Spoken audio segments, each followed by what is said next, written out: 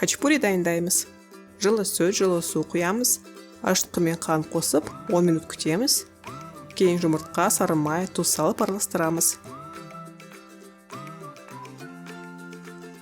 Ең артында ұн салып, қамыр илейміз. Дайын қамырды жылы жерде 1 сағат ұстаймыз.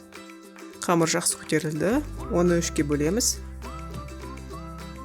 Кішкене жаямыз. Ортасына сулугуни ірімшігін саламыз. Қамырды бір ортаға жинаймыз, аударып тегістейміз оқтаумен. Хачапуриді пергаментке қойып, жұмыртқа сарысын жағамыз. Үстінен сулугуни сеуіп, 20-25 минут пісіреміз. Хачапури дайын болды. Астарыңыз дәмді болсын. Сіздермен бірге болған Дания.